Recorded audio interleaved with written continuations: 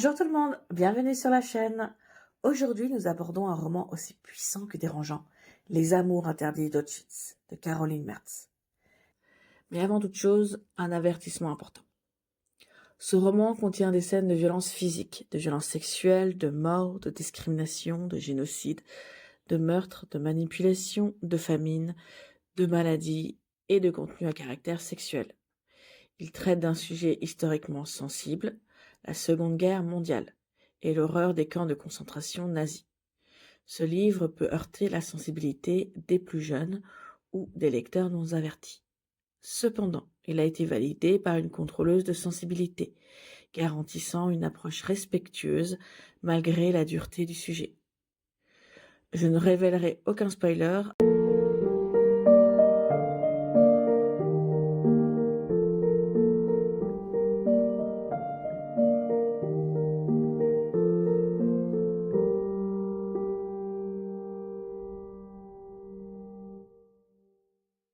Une demi-juive, un officier SS et une relation interdite à Auschwitz, où la mort règne en maître. Il n'y a pas de place pour l'amour, seule la survie compte. Du moins, c'est ce que pensait Liliane, une Française trahie par son petit ami et déportée dans ce camp surgi de l'enfer. Du jour au lendemain, toutes les protections qu'elle avait construites se sont effondrées. Elle n'imaginait pas que sa vie prendrait un tel tournant.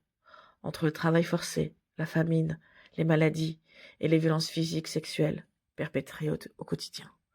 Pourtant, lorsqu'elle fait la rencontre de Jochem, un jeune officier SS, sa survie est sur le point de basculer. Souhaite-t-il la martyriser ou lui venir en aide? Quel sacrifice devra-t-elle faire pour survivre jusqu'à l'effondrement du Troisième Reich?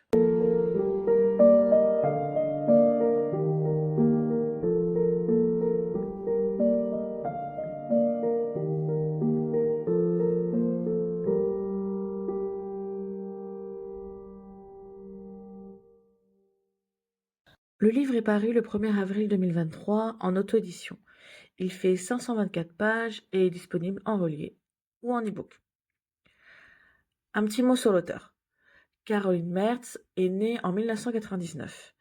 Elle écrit de la romance historique, du fantastique et de l'horreur. Passionnée par la lecture, elle se lance véritablement dans l'écriture à l'âge de 15 ans. Elle publie en auto-édition depuis 2020. Vous pouvez suivre l'auteur sur son Instagram. Elle y partage des anecdotes, des conseils et diffuse de nombreuses informations quant à ses ouvrages. J'aime beaucoup ce principe, car cela permet de continuer la relation avec le livre.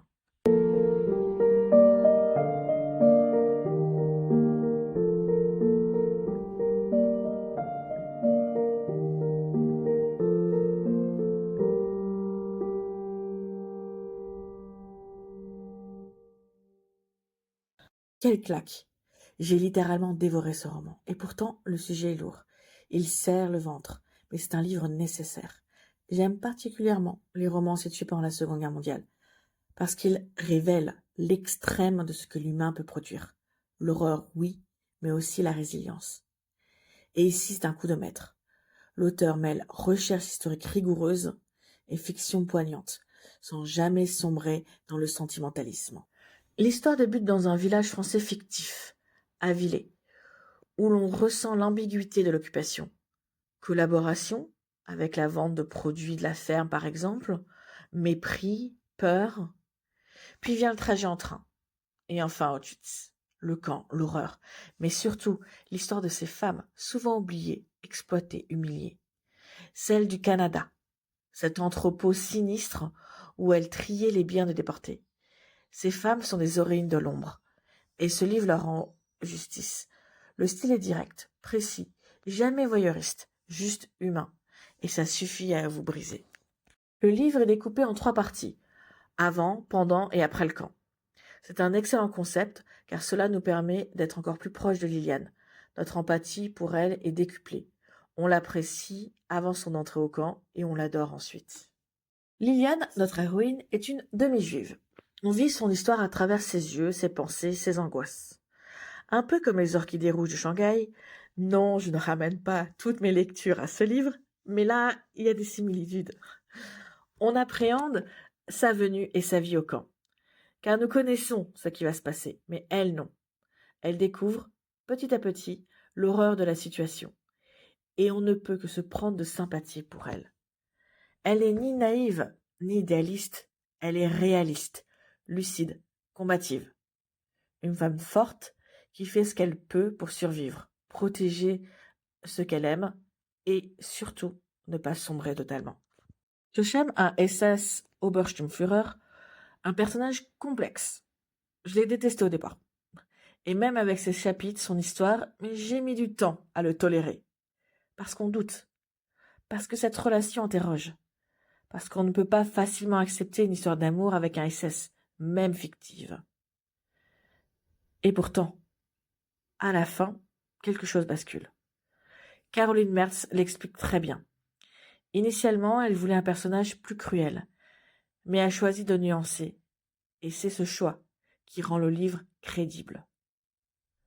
Je comprends que certains aient douté, après la fin de la Seconde Guerre mondiale, de l'amour entre un SS et une déportée juive. Le côté dominant-dominé, la contrainte. Comment peut-on tomber amoureuse de son bourreau ?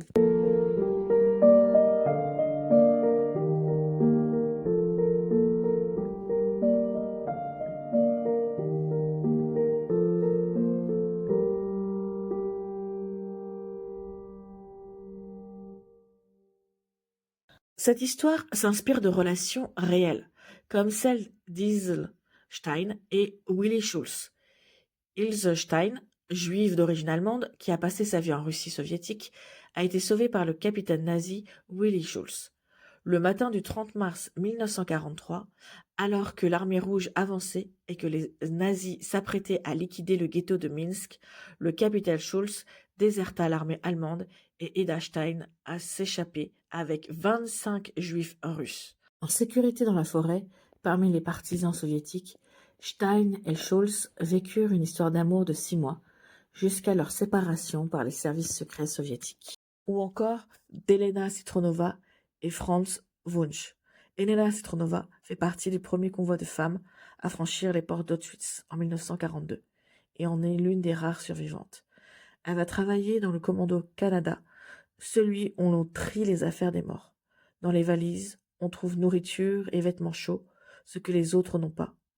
Elena est forcée de chanter à l'anniversaire du SS Franz Wunsch, qui tombe instantanément amoureux d'elle. Il s'occupera d'elle, la nourrira, la soignera lorsqu'elle attrapera le typhus, et courra sauver sa sœur à l'intérieur de la chambre à gaz sous les yeux de Joseph Mengele. En 1972, la femme de Wunsch écrit une longue lettre à Elena. Elle lui demande de venir témoigner en faveur de son mari devant le tribunal de Vienne qui va le juger pour ses crimes nazis. Elena n'a jamais répondu aux nombreuses lettres que Franz lui a écrites après la libération, mais elle s'est rendue au procès où elle a témoigné.